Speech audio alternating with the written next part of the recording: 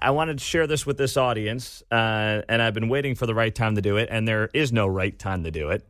But if you are a loyal listener of this show, you will know the caller, Brad in the Northland. Brad passed away. We're sad to report last month at 53 years old. His wife and one of his friends, who I met at Politics and a Pint earlier this year, informed me of this. They sent me notes via email and on Facebook, and I got the obituary here that I just wanted to spend a few minutes on because Brad was a great caller. He was at multiple Politics and a Pints, and he always had a smile on his face. But Brad was in tremendous pain for much of his adult life. And he passed away here in the last few weeks at 53 years old. His obituary reads here in part that he leaves behind his loving wife, Christy, and his beautiful daughter, Joy, and new son-in-law, Riley, upon his passing. And goes on to note that when Brad's daughter was 5 weeks old, he was diagnosed with non-Hodgkin's lymphoma at the age of 30. He underwent 2 stem cell transplants, the second being cells donated from his brother, Troy, who was a perfect match, as well as the same blood type. Initially, when Brad was diagnosed, his prognosis was 5 to 7 years to live, but after the second transplant, he was cancer-free, thanks to his brother's stem cells. Brad went through a lot of treatment, says here. He was determined to help other people going through similar cancer issues and treatment, often saying, "It may not help me, but if I can help another person in the future, I want to."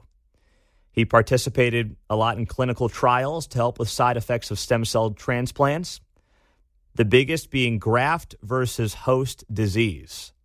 He also liked the thought of being written up in medical journals, which was for the research he provided while he battled cancer and the after effects of a stem cell transplant.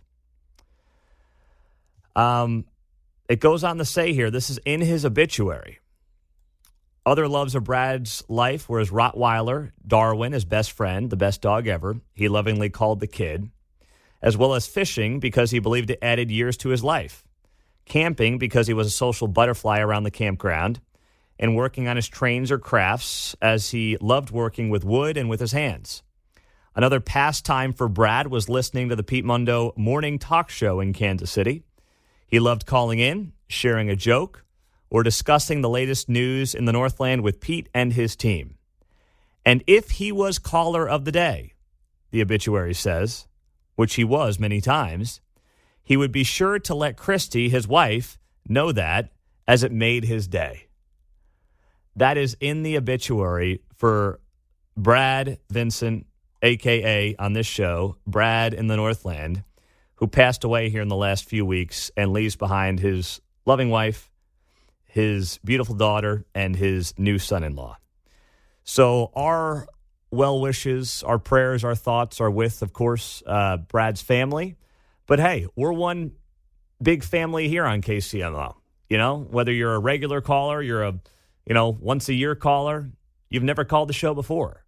Every single one of you is a part of this KCMO Talk Radio family, and obviously Brad made an impression as a caller here, and having met him a couple of times, was a great guy as well. They don't make him much better than Brad. Good dude. Here.